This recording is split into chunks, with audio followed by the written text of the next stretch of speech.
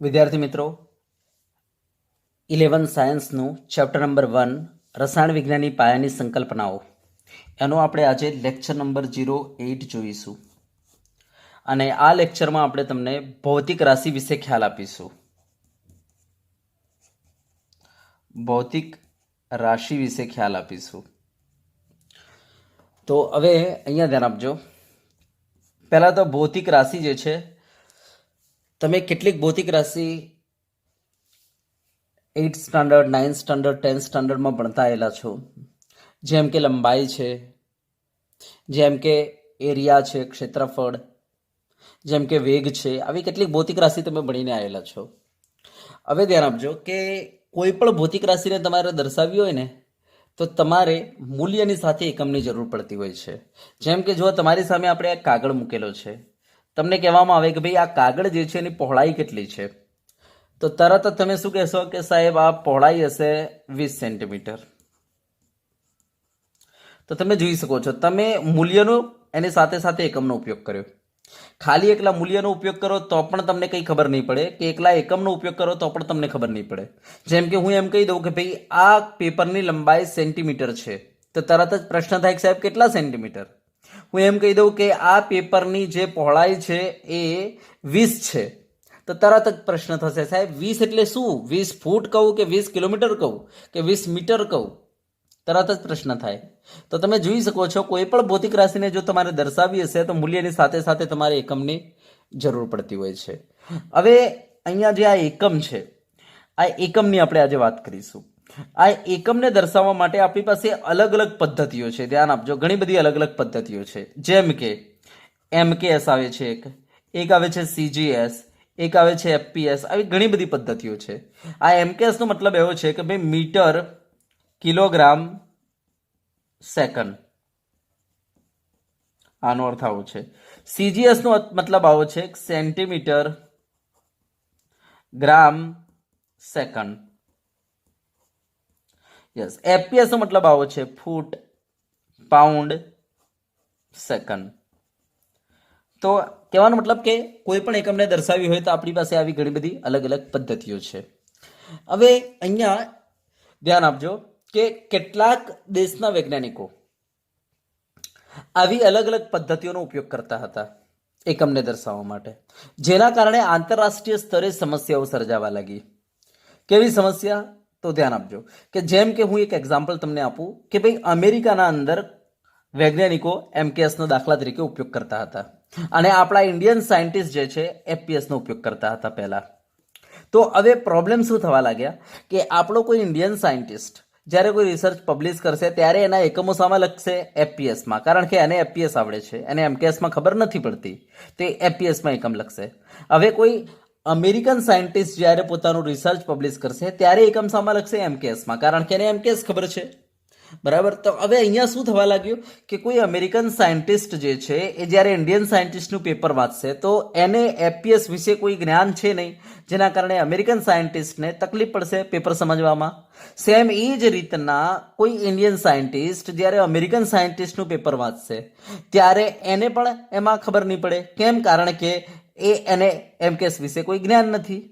તો અહીંયા આંતરરાષ્ટ્રીય સ્તરે સમસ્યાઓ સર્જાવા લાગી. હવે આવી સમસ્યાઓ ન સર્જાય એના માટે બધા વૈજ્ઞાનિકો ભેગા થયા અને એમણે એવું નક્કી કર્યું કે આપણે એક એવી નવી પદ્ધતિ શોધી નાખીએ. બરાબર, એક એવી નવી પદ્ધતિ શોધી નાખીએ કે જે બધા દેશના વૈજ્ઞાનિકો, મીન્સ બધા જ દેશના જેટલા પણ વૈજ્ઞાનિકો છે, બધા જ દેશના વૈજ્ઞાનિકો મીન્સ બધા જ દેશ એ જ પદ્ધતિને અપનાવે, એ જ પદ્ધતિનો ઉપયોગ કરે એકમને દર્શાવવા માટે. એવી આપણે નવી એક પદ્ધતિ શોધી નાખીએ અને એના માટે આ બધા વૈજ્ઞાનિકોએ ભેગા થઈને એક નવી પદ્ધતિ વિકસાવી, જેનું નામ રાખ્યું SI.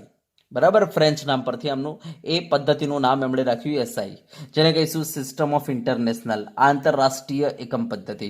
અને આ રીતના એમણે એક નવી પદ્ધતિ શોધી નાખી અને એમણે કહી દીધું બધાને કે હવે દરેક દેશનો વૈજ્ઞાનિક, બરાબર, કોઈ પણ દેશનો વૈજ્ઞાનિક હોય, એમણે કહી દીધું કે જો એ રિસર્ચ પબ્લિશ કરશે તો એના એકમ સામા લખવા પડશે. હવે એને SI માં જ લખવા પડશે. હવે MKS, CGS, FPS જેવી પદ્ધતિઓ ચાલશે નહીં. આવું, બરાબર, બધા વૈજ્ઞાનિકો ભેગા થયા અને એમણે આવી મંત્રણા કરીને બરાબર એક નવી પદ્ધતિ શોધી નાખી. જેનું નામ એમણે શું રાખ્યું? એસઆઈ નામ રાખ્યું. તો હવે આપણે એસઆઈ ઉપર, બરાબર, એસઆઈ ને સમજવી જરૂરી થઈ ગઈ, કારણ કે આપણા ચોપડીના અંદર પણ જેટલા પણ એકમ હશે બધા સામા હશે, હવે એસઆઈમાં હશે. માટે એસઆઈ પદ્ધતિને સમજવી જરૂરી થઈ ગઈ છે. આપણે પણ જે એકમ લખીશું, બરાબર, કોઈ પણ ભૌતિક રાશિનો, એ સામા લખીશું, આપણે એસઆઈમાં જ લખીશું. બરાબર, યસ. તો એસઆઈ પદ્ધતિ સમજવી હવે જરૂરી થઈ ગયેલી છે. તો ચલો આપણે એસઆઈ પદ્ધતિને સમજીએ. તો જો એસઆઈ પદ્ધતિના અંદર 7 એકમોને એમણે મૂળભૂત એકમો તરીકે સ્વીકારી લીધેલા છે. બરાબર, તો પહેલા તો આપણે કયા એવા એકમો છે જેને મૂળભૂત એકમો તરીકે સ્વીકારેલા છે એની વાત કરી લઈએ. તો એસઆઈમાં 7 એકમો છે જેને મૂળભૂત એકમો તરીકે સ્વીકારેલા છે. બરાબર, એક તો મીટર છે, બરાબર, લંબાઈ માટેનો, જેને આપણે સ્મોલ એમ કહીશું. પછી એક છે કિલોગ્રામ, વજન માટેનો, દળ માટેનો, જેને આપણે કેજી કહીશું. સ્મોલ કે ઉપયોગ કરવાનો રહેશે, સ્મોલ કે, બરાબર, કેજી. ઓકે. પછી સમય માટે સેકન્ડ છે, જેને આપણે સ્મોલ એસ કહીશું. પછી એ જ રીતના એમ્પિયર છે વિદ્યુત પ્રવાહ માટે, બરાબર, જેને આપણે કેપિટલ એ સિમ્બોલનો ઉપયોગ કરીને બતાવીશું. બરાબર, એ જ રીતના આપણે કહીશું તાપમાન માટે કેલ્વિન છે, કેલ્વિન એકમનો ઉપયોગ કરીશું, જેને આપણે કેપિટલ કે વડે દર્શાવીશું. અને આપણે કહીશું કે પદાર્થનો જથ્થો દર્શાવવા માટે મોલ છે આપણી પાસે એકમ, જેને આપણે MOL સિમ્બોલ વડે દર્શાવીશું. એકચ્યુઅલી મોલ એટલે MOL થાય, પણ એના માટે સિમ્બોલ MOL. જે રીતના કેલ્વિન તો KELVIN થાય, પણ એના માટે સિમ્બોલ કે છે. એ રીતના મોલ માટે આખું MOL થાય, પણ એના માટે સિમ્બોલ છે MOL. બરાબર. અને એ જ રીતના કેન્ડેલા, બરાબર, જ્યોતિ તીવ્રતા દર્શાવવા માટે એકમ છે કેન્ડેલા, બરાબર, જેના માટે સ્મોલ સી સ્મોલ ડી આ સિમ્બોલનો આપણે ઉપયોગ કરીશું. તો આ 7 એકમોને એસઆઈ પદ્ધતિમાં મૂળભૂત એકમો તરીકે સ્વીકારી લીધા છે. બરાબર. હવે ધ્યાન આપજો, એમાં મીટર આપણે કોના માટે વાપરીશું, કઈ ભૌતિક રાશિ માટે? તો આપણને ખબર છે લંબાઈ માટે વાપરીશું, અંતર માટે વાપરીશું, કહેવાનો મતલબ. બરાબર, યસ. કિલોગ્રામ આપણે કઈ ભૌતિક રાશિ માટે વાપરીશું એકમ? તો આપણે દળ માટે વાપરીશું. દળને આપણે સ્મોલ એમ વડે દર્શાવી શકીએ. ચલો, બરાબર. સેકન્ડ કોના માટે વાપરીશું આપણે? તો સમય માટે વાપરીશું, ટાઈમ માટે વાપરીશું, જેને આપણે કેપિટલ સ્મોલ ટી કહી દઈશું. બરાબર, કયા સિમ્બોલથી દર્શાવીશું? Small T. એ રીતના એમ્પિયર જે છે એ વિદ્યુત પ્રવાહ માટે આપણે ઉપયોગ કરીશું, વિદ્યુત પ્રવાહ માટે, જેને આપણે કેપિટલ આઈ કહી દઈશું. એ રીતના કેલ્વિન જે છે એ તાપમાન માટે આપણે ઉપયોગ કરીશું, ટેમ્પરેચર. બરાબર, યસ. ભૌતિક રાશિ માટે આપણે કેલ્વિન એકમનો ઉપયોગ કરીશું. યસ. મોલ કોના માટે? તો પદાર્થનો જથ્થો દર્શાવવા માટે. બરાબર, યસ. અને આના માટે સિમ્બોલ આપણે સ્મોલ એન લઈશું. અને કેન્ડેલા કોના માટે? તો જ્યોતિ તીવ્રતા માટે, જ્યોતિ તીવ્રતા, બરાબર, જેને આપણે IV કહી શકીએ. બરાબર, તો જ્યોતિ તીવ્રતા માટે આપણે જે એકમ ઉપયોગ કરીશું એનું નામ આપણે કેન્ડેલા રાખીશું. ચલો, બરાબર. તો એમ આપણે કહીશું આ 7 એકમોને વૈજ્ઞાનિકોએ એસઆઈમાં મૂળભૂત એકમો તરીકે સ્વીકારેલા છે. ઓકે.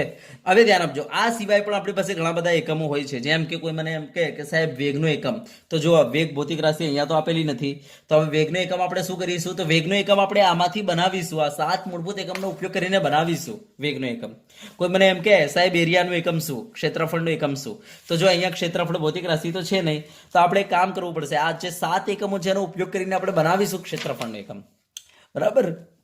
કોઈ મને એમ કે સાહેબ ઘનતાનો એકમ, તો જો આ અહીંયા ઘનતા ભૌતિક રાશિ છે જ નહીં, તો ઘનતાનો એકમ કેવી રીતના લખીશું? તો આપણે શું કરીશું? આ 7 એકમનો ઉપયોગ કરીને ઘનતાનો એકમ બનાવીશું. યસ. તો આપણે ધ્યાન આપો કે કેટલાક એકમો આપણે આ મૂળભૂત એકમોનો ઉપયોગ કરીને બનાવીશું. યસ. આવા એકમોને આપણે કહીશું સાધિત એકમો. શું કહીશું? સાધિત એકમો. તો આ 7 એકમોને આપણે મૂળભૂત એકમો કહીશું, અને જે આપણે એકમો આ 7 એકમોનો ઉપયોગ કરીને બનાવીશું એને આપણે શું કહીશું? સાધિત એકમો. તો ચલો, મૂળભૂત એકમો થઈ ગયા. હવે ચલો સાધિત એકમની વાત કરી લઈએ.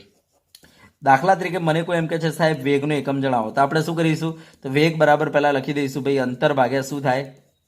સમય થાય. હવે અંતરનો એકમ શું થાય? તો આપણને ખબર છે ભાઈ લંબાઈ, અંતરનો એકમ શું છે? મીટર છે. તો ઉપર મીટર મૂકી દો, અને સમય ટાઈમ જે છે સમયનો એકમ શું છે? સેકન્ડ છે, નીચે સેકન્ડ મૂકી દો. તો આ થઈ ગયું મીટર પર સેકન્ડ.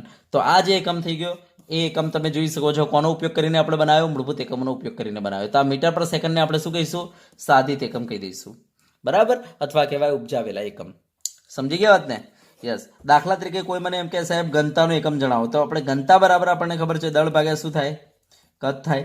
હવે દળનો એકમ શું? તો તમે જોઈ શકો છો દળનો એકમ કેટલો આપેલો છે? કિલોગ્રામ આપેલો છે, તો આપણે કિલોગ્રામ મૂકી દઈશું. અને કદનો એકમ શું?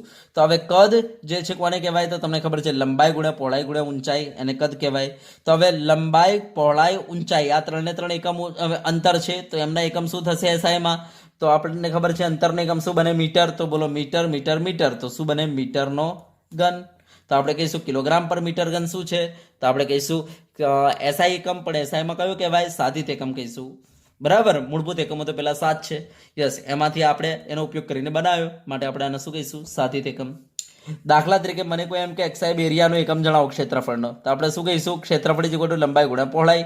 બરાબર, તો લંબાઈ એટલે અંતર, પહોળાઈ એટલે અંતર, તો શું બનશે? Metre square. તો આપણે કહીશું આ મીટર સ્ક્વેર શું છે? તો આપણે કહીશું એસઆઈ એકમ છે ક્ષેત્રફળનો. પણ ધ્યાન આપજો, આ મૂળભૂત એકમમાં સમાવેશ નથી થતો આનો. આપણે આ બનાવ્યો છે મૂળભૂત એકમનો ઉપયોગ કરીને, માટે આપણે આને શું કહીશું? સાધિત એકમ કહી દઈશું. તો સમજી ગયા હશો સાધિત એકમ કોને કહેવાય. દાખલા તરીકે મને કોઈ એમ કે સાહેબ કદનો એકમ જણાવો, તો જો મને બતાવો કદ જે છે અહીંયા છે કોઈ ભૌતિક રાશિ? ના. તો કદને આપણે બનાવીશું. કદનું સૂત્ર શું છે? તો તમને ખબર છે લંબાઈ ગુણ્યા પહોળાઈ ગુણ્યા ઊંચાઈ છે. હવે લંબાઈ પણ મીટર, પહોળાઈ પણ મીટર અને ઊંચાઈ પણ મીટર, તો બોલો શું બને? મીટરનો ઘન. તો કદનો એકમ જે છે મીટર ઘન છે, તો આપણે કહીશું આ મીટર ઘન શું છે? તો આપણે કહીશું એસઆઈ એકમ છે. સમજી ગયા? મીટર ઘન શું છે? એસઆઈ એકમ છે. અને એસઆઈમાં કયું કહેવાય? સાધિત. મૂળભૂત ના કહેવાય, મૂળભૂત તો આપણી પાસે આ 7 જ છે. યસ, એમાંથી આપણે આ બનાવ્યો તો આ સાધિત એકમ છે. ચલો, ક્લિયર થઈ ગયું? તો ખબર પડી ગઈ હશે કે એસઆઈ પદ્ધતિમાં મૂળભૂત એકમો 7 છે, અને આનો ઉપયોગ કરીને જે એકમ બનાવીશું એને આપણે શું કહી દઈશું? સાધિત એકમ કહી દઈશું. ચલો, ક્લિયર? હવે ધ્યાન આપજો, ઘણી વખતે શું થાય છે, આ જે એકમો છે એને ઘણી વખતે નાના મોટા કરવાની જરૂર ઊભી થાય છે. દાખલા તરીકે મને કોઈ એમ કહી દે કે સાહેબ આ જે પેન છે એનું આ જે ખોખું છે, આની લંબાઈ શું? બરાબર, આની લંબાઈ શું? તો આની લંબાઈ આપણે મીટરમાં નામ આપી શકીએ, કારણ કે તમને ખબર છે લંબાઈનો એકમ આપણી પાસે મીટર છે, પણ આની લંબાઈ મીટરમાં નામ આપી શકાય, કારણ કે તમે જોઈ શકો છો બહુ નાનું છે આ. તો આપણે આની લંબાઈ શામાં માપીશું? તો આપણે મીટરને નાનો બનાવી દઈશું. બરાબર, શામાં માપીશું? તો સેન્ટીમીટરમાં માપીશું. મીટર જ છે પણ આગળ મેં કયો શબ્દ લખી દીધો? સેન્ટીમીટર. તો આની લંબાઈ આપણે શામાં માપીશું ભાઈ? સેન્ટીમીટરમાં. તો તમે જોઈ શકો છો, તો આપણે મીટરને શું કર્યો? મેં નાનો કરી દીધો. નાનો કરવા માટે મેં કોનો ઉપયોગ કર્યો? તો આગળ સેન્ટી શબ્દ લગાવ્યો, પૂર્વકનો ઉપયોગ કર્યો. તો ઘણી વખતે શું થાય છે, આપણા જે એકમો છે એને નાના મોટા કરવાની જરૂર પડે છે આપણી અનુકૂળતા મુજબ. તો હવે નાના મોટા કરવા માટે આપણે કેટલાક પૂર્વકનો ઉપયોગ કરીશું. એકમને નાના મોટા કરવા માટે આપણે કેટલાક પૂર્વકોનો ઉપયોગ કરીશું. યસ, એ પૂર્વકો કયા છે એની આપણે હવે વાત કરીએ. તો એસઆઈ એકમો આપણે ભણી ગયા, એને આપણે આપણી જરૂરિયાત મુજબ ઘણી વખતે નાના મોટા કરવા પડે છે. તો એ નાના મોટા કરવા માટે આપણે કેટલાક પૂર્વકોનો ઉપયોગ કરીશું. તો ચલો, એ પૂર્વકો હું અહીંયા લખી દઉં છું. બરાબર, ચલો, ક્લિયર છે? તો જો કયા કયા આવા પૂર્વકો છે, તો જો અહીંયા હું લખું છું. આ પૂર્વકોને પહેલા યાદ કરી લેવાના છે. એસઆઈમાં વપરાતા પૂર્વકો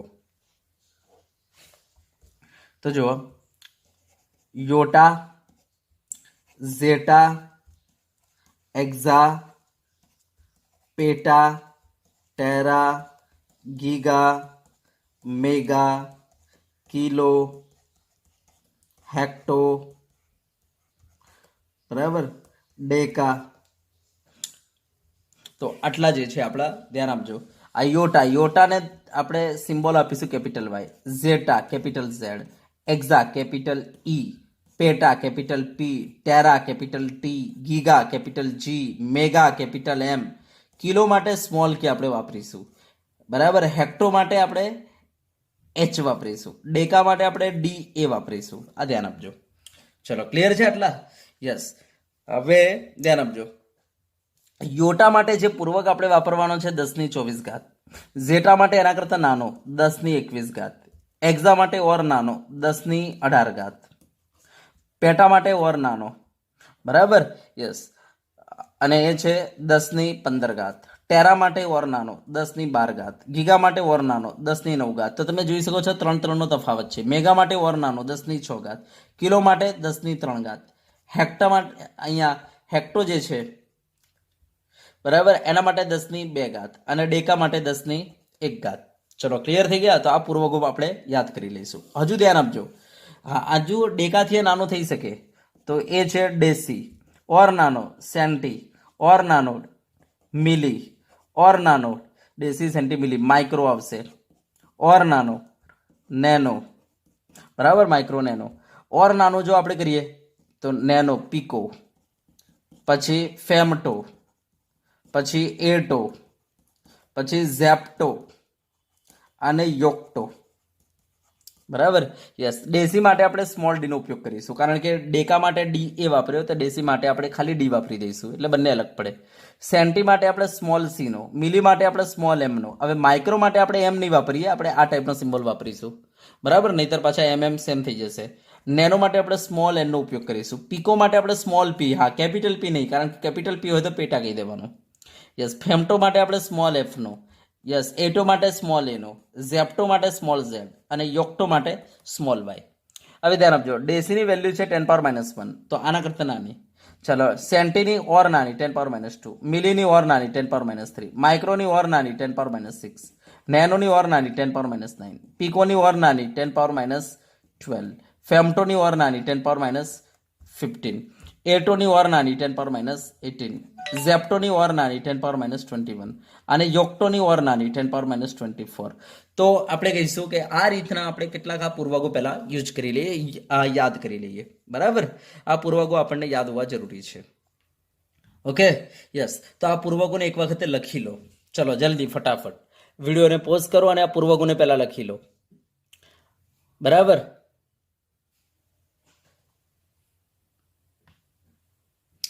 ચલો, પૂર્વકોને લખી દીધા.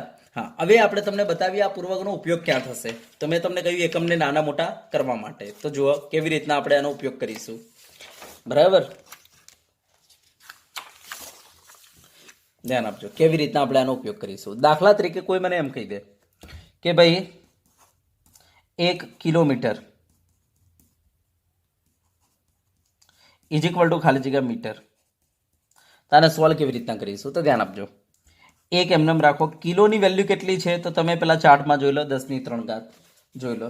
ચાર્ટમાં 10⁻³ છે. કિલોની વેલ્યુ કેટલી છે આપણી પાસે? 10⁻³ છે. તો આ મૂકી દો કિલોને, બરાબર, પૂર્વક છે કિલો, મૂકી દો 10⁻³. ચલો, મેં મૂકી દીધું. હવે ધ્યાન આપજો, મીટર એકમ છે માટે એકમની કોઈ વેલ્યુ ના હોય, વેલ્યુ માત્ર પૂર્વકની હોય.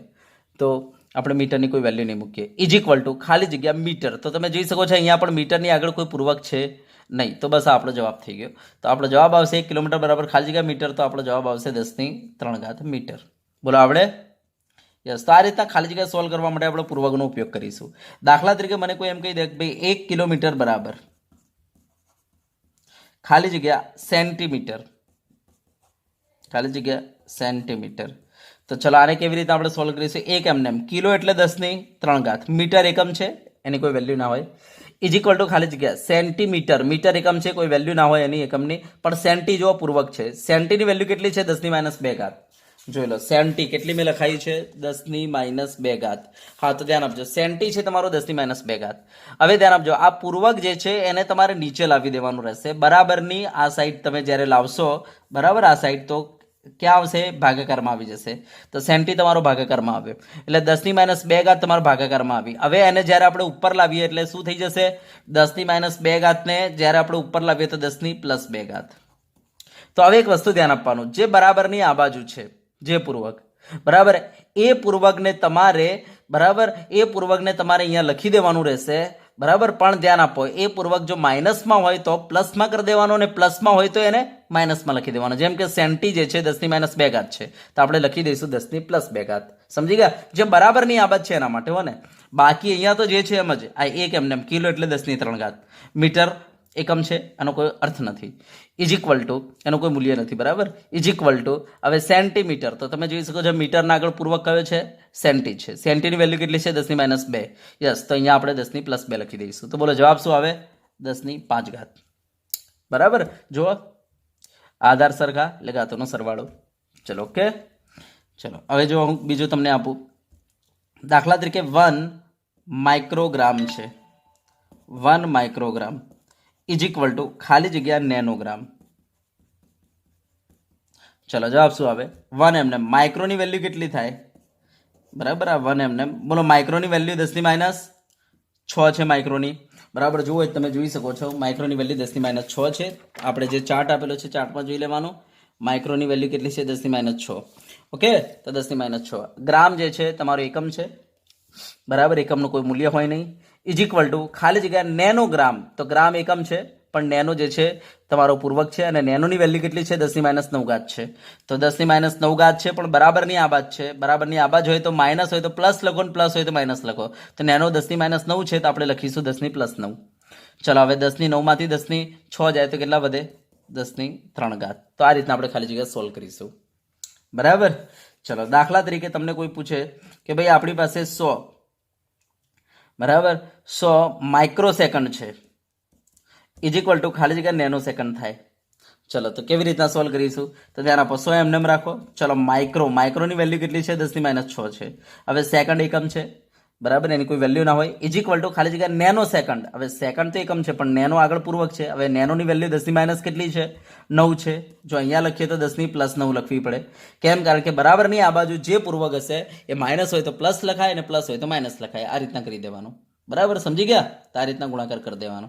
તો ચલો, અહીંયા કેટલી થઈ જશે? આ 10⁹ અને આ 10⁵, એટલે 10⁻11. એમાંથી 6 જાય એટલે કેટલી વધે? 10⁵ વધશે. બરાબર, 10⁵. ચલો, ઓકે. ચલો, એક 5મી જુઓ, તમને ખાલી જગ્યા આપીએ. દાખલા તરીકે તમને કોઈ એમ કહે કે 1 ગીગાબાઇટ ઇઝ ઇક્વલ ટુ ખાલી જગ્યા મેગાબાઇટ. ચલો, શું આવે? તો 1 એમને ગીગાની વેલ્યુ કેટલી છે? 10 ગીગાની વેલ્યુ તો 10⁹ છે. બાઇટ તો એકમ છે સ્ટોરેજનો, રવા દો. ઇઝ ઇક્વલ ટુ ખાલી જગ્યા મેગાબાઇટ. બાઇટ એકમ છે પણ મેગા, યસ, તો મેગા પૂર્વક છે, અને એની વેલ્યુ કેટલી છે? 10⁶ છે. આ બાદ લાવો તો 10⁻6 થાય. યસ, 9 માંથી 6 જાય કેટલા વધે? 10⁻3 વધે. બોલો, આવડશે આ રીતના? બરાબર. દાખલા તરીકે ચલો એક તમને આપીએ કે ભાઈ 1000 મિલીમોલ, બરાબર, ખાલી જગ્યા મોલ. ચલો, શું આવે જવાબ? તો ધ્યાન આપજો, 1000 એમને રાખો. ચલો, મિલીની વેલ્યુ કેટલી છે? 10⁻3 છે. યસ, મોલ આપણો એકમ છે એટલે એની કોઈ વેલ્યુ ના હોય. ઇઝ ઇક્વલ ટુ ખાલી જગ્યા મોલ એકમ છે પણ આગળ કોઈ પૂર્વક છે નહીં, તો આપણો જવાબ થઈ ગયો. તો 10⁻3 અને 10⁻3 એટલે શું આવે? 10⁻0. 10⁻0 એટલે 1. બોલો, આવડે? તો આ રીતના આપણે, બરાબર, ઘણા બધા MCQs આ રીતના આપણે સોલ્વ કરી શકીએ. ઘણી બધી ખાલી જગ્યાઓ સોલ્વ કરી શકીએ. ઘણા બધા કન્વર્જન કરી શકીએ. તો આપણને દાખલાઓમાં આવા કન્વર્જનની જરૂર પડશે. તો આ પૂર્વકો એક વખતે જોઈ લો અને કન્વર્જન કરતા શીખી જાઓ. બરાબર, એને એક એકમમાંથી બીજા એકમમાં કેવી રીતના કન્વર્ટ કરવા. ચલો, બરાબર, ઓકે. તો આજે આપણે આટલે સુધી રાખીશું.